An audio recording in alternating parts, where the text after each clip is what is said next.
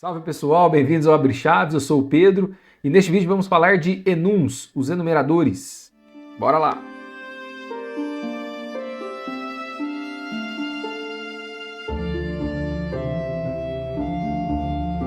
Às vezes quando estamos criando um software, escrevendo um programa qualquer, nós temos a necessidade de agrupar algumas variáveis, de organizá-las de uma forma lógica para que elas façam parte de um mesmo contexto. Vou dar um exemplo para vocês aqui do desenvolvimento de games, por exemplo. É muito comum, dentro do desenvolvimento de games, que você precise organizar as animações de um personagem. Porque imagine só, um mesmo personagem ele pode correr, andar, pular, dependendo do personagem, dependendo do jogo, ele pode nadar, voar, ele pode entrar em um veículo, ele pode cavalgar, enfim.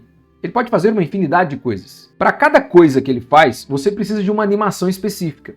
E como que você representa essa animação? Como que você faz a troca de animações dentro de um game, por exemplo? Eu poderia definir essas animações como um valor inteiro, um número, que quando eu quisesse trocar, eu apenas trocaria esse número. É uma maneira inteligente de fazer isso. Então eu poderia criar uma variável, por exemplo, que chama andar. E o andar seria 0. Correr seria 1.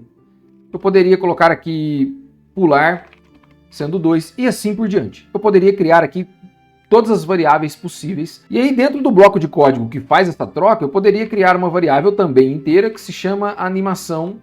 E dependendo do valor que ela assume, eu posso fazer um switch animação.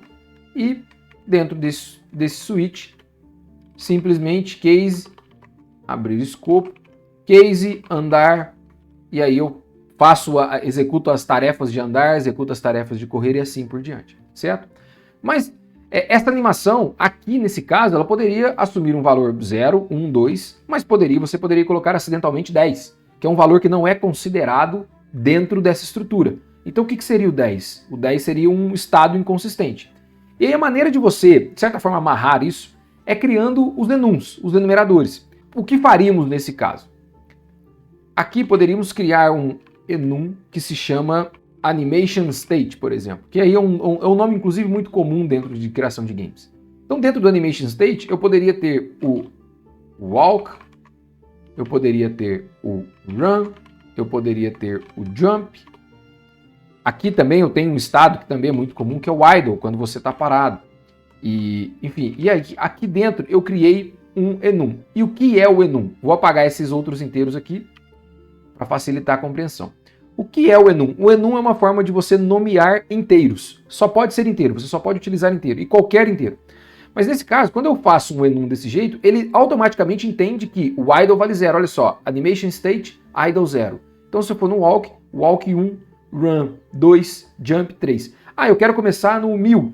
Então eu posso atribuir 1000 aqui, no primeiro valor do meu numerador, e ele vai entender que o primeiro é 1000, então o segundo é 1001, 1002. Ou você pode atribuir valores individuais para cada um. Você pode dizer que cada um tem um valor específico, certo? E assim por diante. Então, há formas diferentes de você configurar os enums. Mas vamos voltar aqui ao padrão dele. Então, o padrão é sem atribuição de valores, certo? Como é que eu corrigiria essa animação? Então, ao invés agora de ser um inteiro, como nós sabemos que o enum já é um inteiro, o compilador ele entende que, caso você pode trocar o tipo int para, por exemplo, um animation state. E aí, agora a animação é do tipo animation state, que no fundo é um inteiro, mas são inteiros pré-definidos. Então agora, essa minha variável animação, ela só pode receber os valores que foram pré-definidos dentro do enumerador. Além de agrupar as variáveis dentro de um contexto, você também protege essa variável para que nenhum outro valor fora do contexto seja atribuído a ela. Então mesmo que, por exemplo, eu pegue a minha variável animação e atribui 0, nós sabemos que nós temos um valor dentro do enumerador, do enum, que é 0, que é o idle. Mas eu não posso atribuir 0 para ela diretamente, eu preciso atribuir o idle. Então quando eu atribuo o idle, ela entende. E aí eu posso atribuir qualquer outro valor. O walk, pode ser o run, o jump, ou seja, qualquer valor, já que ela é do tipo animation state, então ela precisa receber um tipo animation state, ou seja, que são os valores do meu enum. E dentro do switch, o switch continua andando, só que agora você, como eu troquei os valores, né, agora não é andar mais, mas poderia ser o idle, e aí você pode fazer case para todos os valores, walk, case, run e assim por diante. Claro que aqui está faltando a sentença break, para não executar as outras instruções, né? Mas é isso que poderíamos fazer e dessa forma que o enum auxilia o agrupamento de variáveis e você pode dar nomes sugestivos e lógicos, né, para esse grupo. Então aqui no caso nós sabemos que são os estados de variáveis. Uma outra coisa que eu mencionei em alguns momentos, mas a gente não abordou em detalhe, é que o animation state pode ser um char. Por quê? O char para o C++ também é um int. E por que o char é um int? Existe uma coisa que antigamente era mais falado, mas hoje talvez a galera mais nova da programação pode ser que não tenha muito contato com isso ainda, mas é o que nós chamamos de tabela ASCII. A tabela ASCII é uma tabela que relaciona símbolos e valores alfanuméricos em números decimais, hexadecimais e binários. E não só os números, mas também os comandos do teclado. Você pode ver aqui na primeira coluna, ó, que são... porque os comandos do teclado também são caracteres.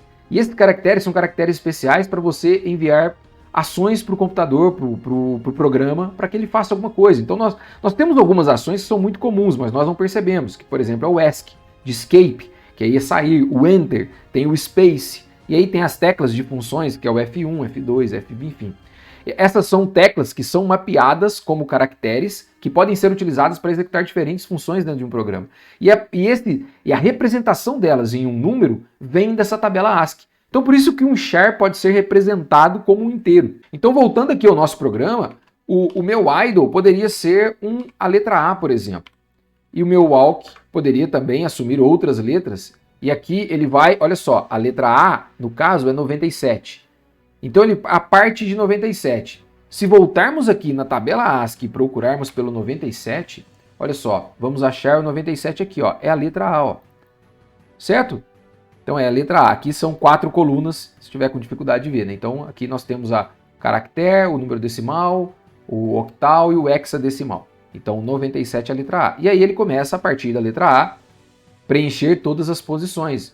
Assim como eu fiz com números, você pode também atribuir outras letras. Aqui poderia ser o K, poderia ser o R, e assim por diante, certo? Aqui. Então, todos os tipos de inteiros são possíveis, como, por exemplo, unsigned int, unsigned char, nós temos short, por exemplo, e aí organizar o nosso código, combinar nosso código através de outras estruturas condicionais, como switch, por exemplo, organizar máquinas de estado, organizar transições, e dá para fazer uma infinidade de coisas, certo? Então, acredito que seja isso. Basicamente, era o que tinha a falar de enums, e é isso. Te vejo numa próxima. Se você gostou, deixa um comentário, uma curtida, ajude esse canal a crescer, conto com você e até lá. Valeu!